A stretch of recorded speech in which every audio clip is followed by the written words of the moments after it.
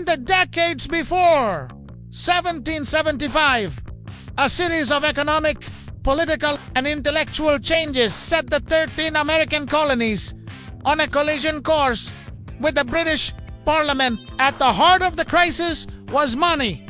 The enormous cost of the 7 Years' War, called the French and Indian War in North America, left Britain deeply in debt, and London looked to its colonies as a source of revenue. To pay war bills and fund imperial administration, Parliament passed a string of measures that colonists found intolerable. The Sugar Act 1764 and the Stamp Act 1765 imposed direct taxes on everyday items and legal documents. The Townshend Acts 1767 levied duties on imports like glass, paper, and tea. Each new charge deepened resentment because it violated a growing colonial conviction. Laws that taxed them required their consent. The slogan, "No Taxation Without Representation," captured popular fury. Colonists argued that only their own elected assemblies could rightfully tax them, not a distant parliament in which they had no voice. But taxation was only part of the story. British attempts to reassert imperial control after a long era of salutary neglect exposed differences in political culture. The Navigation Acts and other mercantile rules constrained colonial trade to benefit Britain, and enforcement grew stricter after 1763. The 1765 Quartering Act, which obliged colonists to house British troops, threatened privacy and liberty in a way that sounded alarms. Public incidents amplified grievances. The Boston Massacre of 1770, where British soldiers killed 5 colonists during a street confrontation, became a powerful propaganda image. The Boston Tea Party in December 1773, an act of political theater and destruction of property, provoked the punitive, coercive, or intolerable acts. In 1774, that closed. Poste, export, and curtailed. Massachusetts, intellectual currents made these practical complaints into a revolutionary ideology.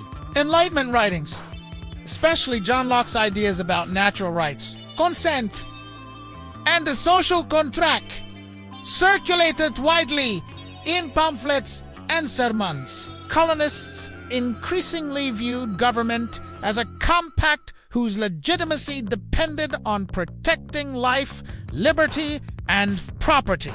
Radical pamphleteers and local leaders turned these abstract arguments into popular language. Committees of correspondence knitted colonies together by exchanging letters, news, and coordinated responses, while groups like the Sons of Liberty organized protests and enforced an agreement that punished merchants who broke boycotts. Economic self-interest and political principle worked together.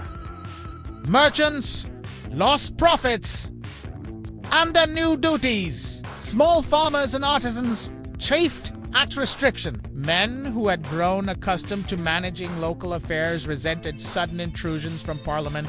When attempts at compromise petitions, peaceful protests and appeals to British liberty failed or were met by force, many colonists concluded that reconciliation was no longer possible. The First Continental Congress of 1774 was a political expression of this consensus. Delegates from 12 colonies met to coordinate resistance, assert colonial rights, and prepare for contingencies. The stage was set. The causes of revolution were not a single wrong, but a cumulative breakdown of trust, economic constraints, and a newly assertive political language that made independence thinkable. What began as a dispute over taxes and trade had become, by the mid-1770s, a contest about the nature of government itself. Ordinary people, shopkeepers, farmers, sailors, and planters found common cause with political leaders. The revolutionary impulse fused practical grievances with lofty ideals, creating a potent and sustained movement. That combination economic pressure, political exclusion, and an empowered public vocabulary of rights is what turned protests and petitions into the decision to rebel. The colonists were no longer merely asking to be treated fairly within the British Empire. Many were now convinced they had a right to found a new political order of their own. By early 1776, the conflict had already moved beyond protests. Armed clashes at Lexington and Concord in April 1775 had begun the military phase. Yet formal independence required political clarity and a compelling statement of purpose. That clarity emerged through debate, pamphlet warfare, and the work of the Continental Congress. The First Continental Congress, 1774, had sought to restore rights while coordinating resistance. After shots were fired, delegates reconvened as the Second Continental Congress in May 1775, assuming the role of provisional national government, raising troops, issuing currency, and managing diplomacy. At first, many delegates hoped for reconciliation, even adopting the Olive Branch Petition in July 1775 to plead for a peaceful compromise with King George III. But the king's refusal to accept mediation, combined with escalating hostilities, gradually shifted the mood. In January 1776, Thomas Paine's pamphlet Common Sense exploded across the colonies. Its plain-spoken arguments attacked monarchy and hereditary rule, argued the economic and political absurdity of dependence on distant Britain, and called directly for independence. Paine's pamphlet reframed the debate in populist terms and made independence plausible for many ordinary readers. Congressional delegates, influenced by Paine and the changing political climate, began to see separation as a legitimate and urgent option. By June 1776, a majority in Congress favored a formal declaration. A committee drafted the document that would announce the break. Thomas Jefferson, then a 33-year-old delegate from Virginia, produced the initial draft. Jefferson drew on enlightenment, language, natural rights, consent of the governed, listed specific grievances against King George III. To justify separation, the Declaration's structure moved from universal principles to concrete complaints, and finally to the formal assertion that these united colonies are, and of right, ought to be free and independent state. After revision by a committee including John Adams and Benjamin Franklin, and debate on the floor, Congress formally adopted the Declaration on July 4th, 1776. That date would become the symbolic birth of the United States, but the Declaration did more than announce independence. It framed the moral and ideological foundation of the new nation. Its emphasis on alienable rights, life, liberty, and the pursuit of happiness offered a universal rationale for rebellion that resonated far beyond America. The document tied the political break to philosophical claims about human dignity and legitimate government, giving the revolution an identity as a struggle for principle, not merely an act of... Even so, the road after July 1776 was precarious. Independence did not guarantee. Many colonists remained loyalists. The newly declared United States lacked a regular army, centralized finances, and foreign recognition. The Declaration helped create unity, morale, and a diplomatic tool. By asserting independence, the Congress could now seek formal alliances with France and other powers. In short, the Declaration of Independence was both an act of separation and a strategic move to open the revolution to international support. Finally, the story of 1776 shows how ideas and action can feed one another. Pamphlets and speeches shaped public opinion. Local committees organized support. Delegates brought these currents to bear. In Congress, the Declaration distilled a broad and often messy set of grievances into a single, persuasive statement of text that justified what Americans were fighting for and helped win them the allies they would need. That mixture of rhetoric, politics, and practical calculation made 1776 the pivot from colonial protests to a full-fledged bid for nationhood.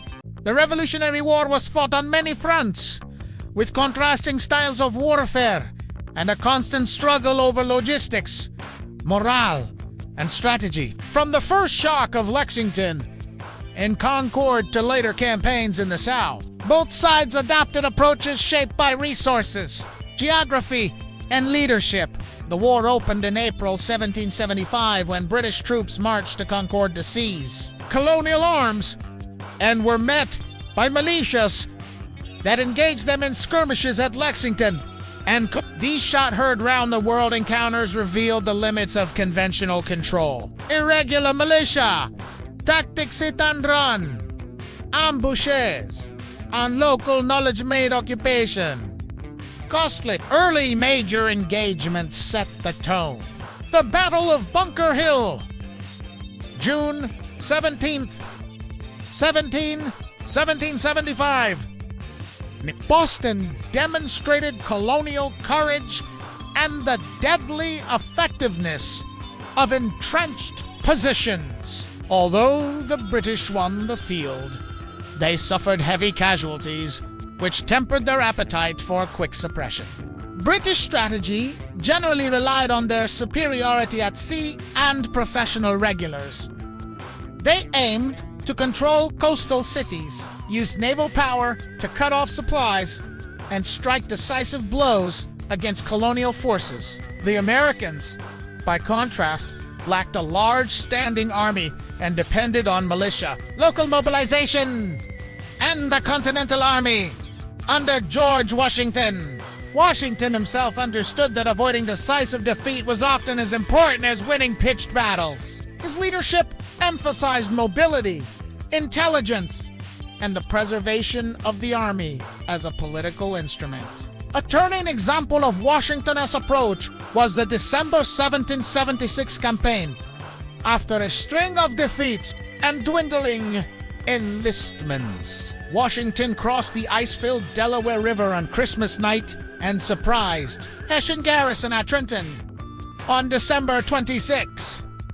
The quick, bold stride set Trenton and then Princeton. In early January 1777, restored morale and revived the revolutionary cause. These operations highlighted the psychological dimension of warfare. Well-timed risks could reverse political collapse. The war's middle years saw major British efforts to divide and conquer. In 1777, General John Burgoyne's campaign aimed to cut off New England by advancing from Canada down the Hudson Valley, while other forces from New York and the South were supposed to converge. Burgoyne's campaign culminated in the surrender at Saratoga in October 1777, strategic defeat that shattered British plans and proved pivotal in attracting foreign support for the Americans.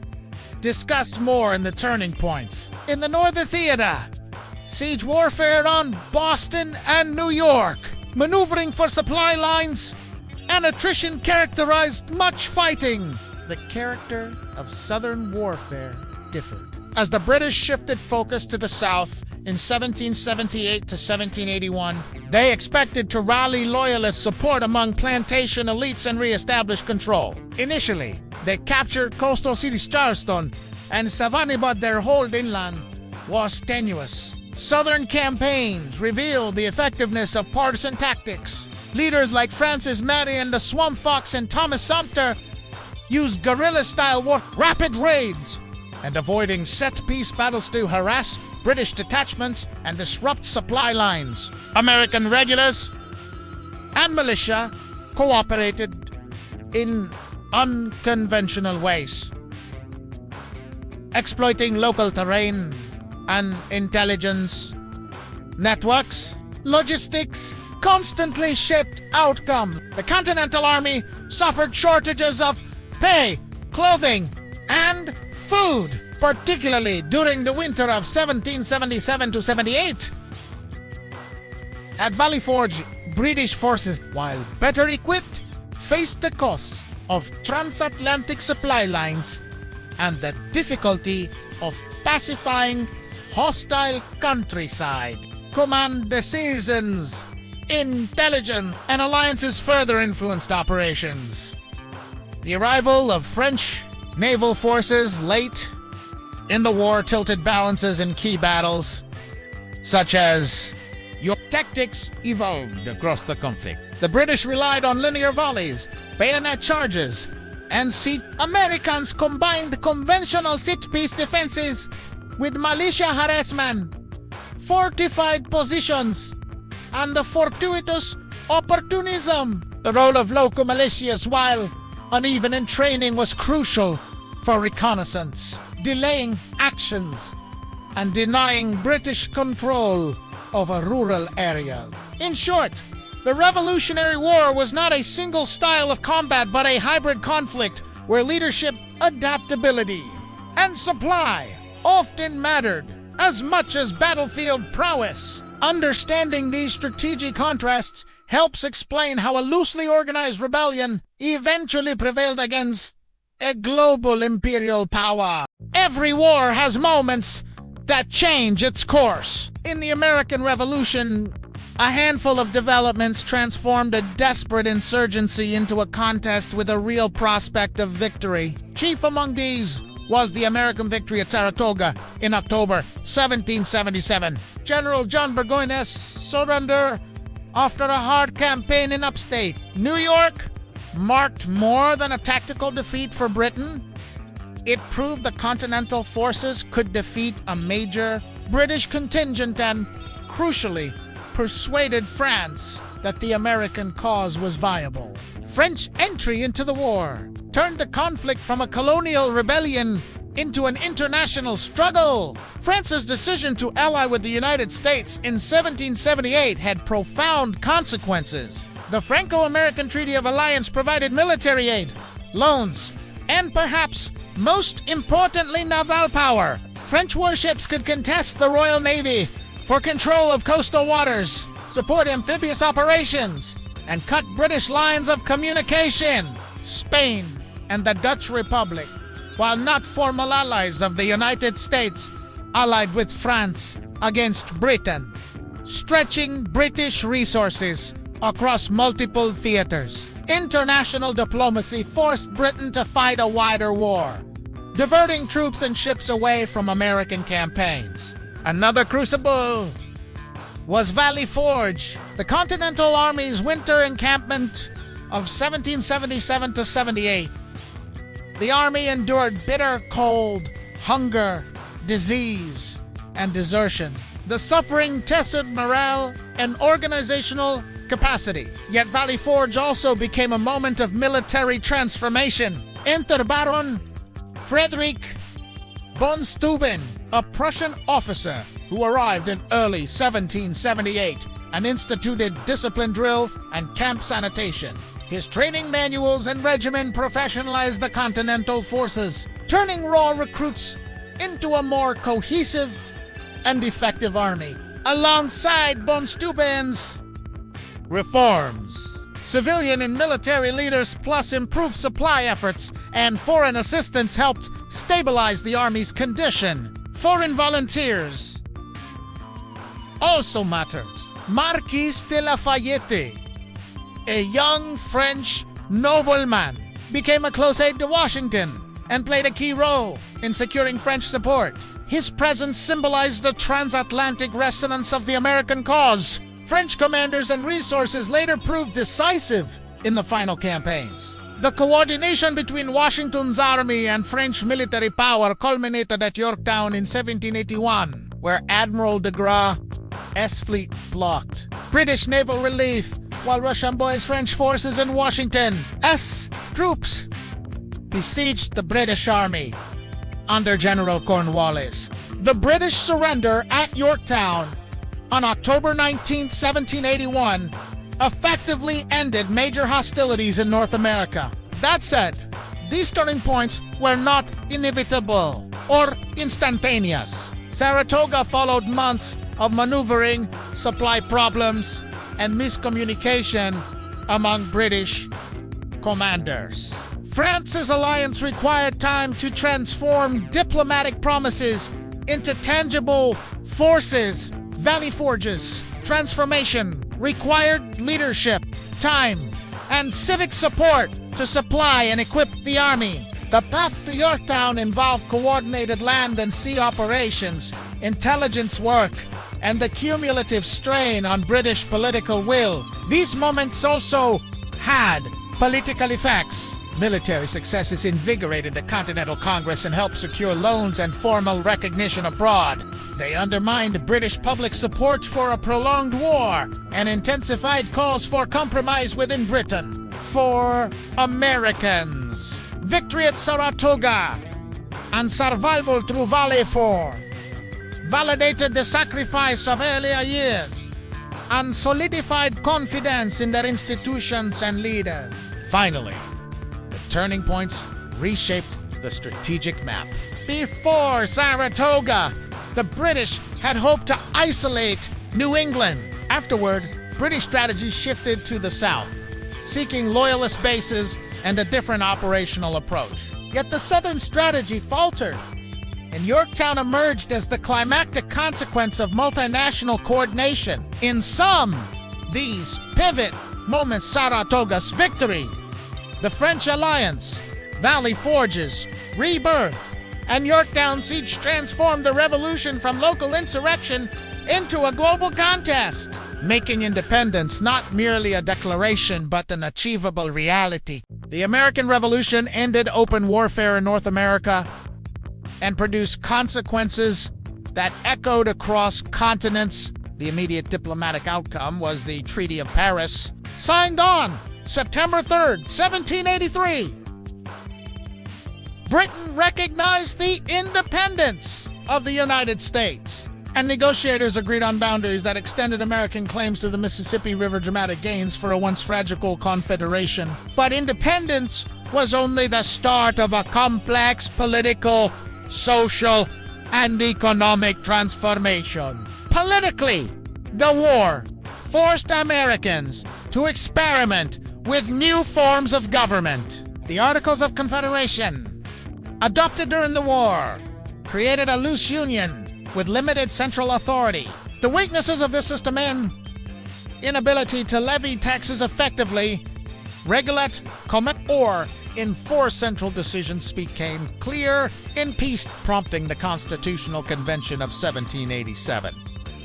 There, delegates crafted a stronger federal system with separated powers, checks and balances, and mechanisms for amendment. The Constitution, ratified in 1788, and the Bill of Rights, added in 1791, institutionalized many revolutionary principles while correcting the practical problems of wartime governance.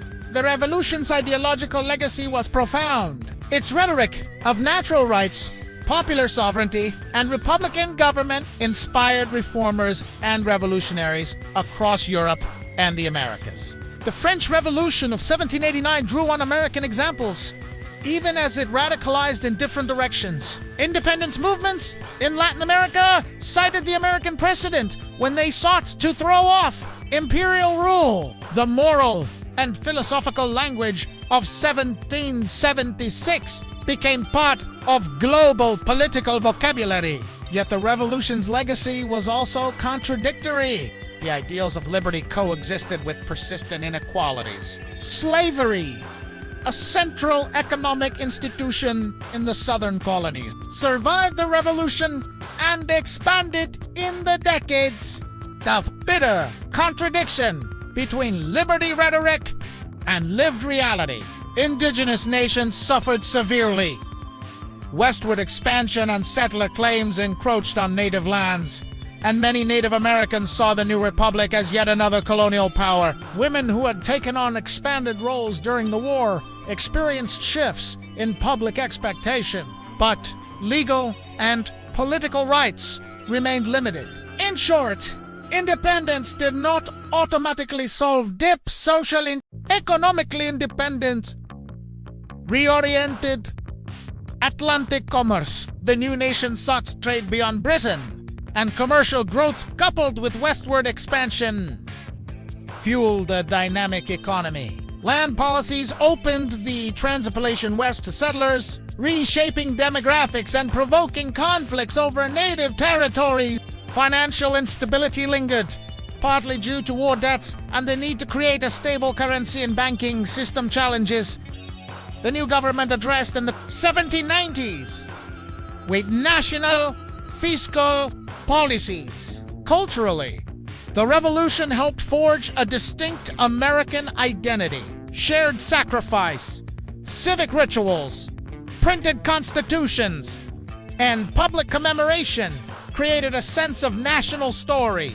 Monuments, 4th of July celebrations, and civic education tied citizens to a narrative of struggle and founding. Over time, that identity would evolve to include waves of immigrants, regional differences, and contested interpretations of what the revolution truly meant. Finally, the revolution altered global power dynamics. Britain's empire endured, but shifted its strategic focus. France paid a heavy cost that contributed to fiscal crisis and further revolution. Other empires watched as colonies questioned the legitimacy of distant rule. The emergence of a republican experiment in North America demonstrated that modern states could be founded on Enlightenment principles, creating a model imperfect and contested that influenced centuries of political change. In short, American independence brought immediate diplomatic success and long-term consequences.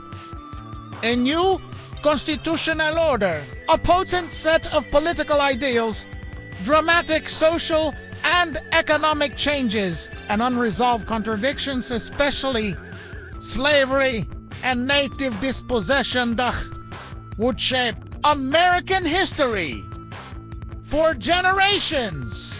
The revolution was both an ending and the beginning, the close of colonial status and the opening of an uncertain, often contested experiment in self-government.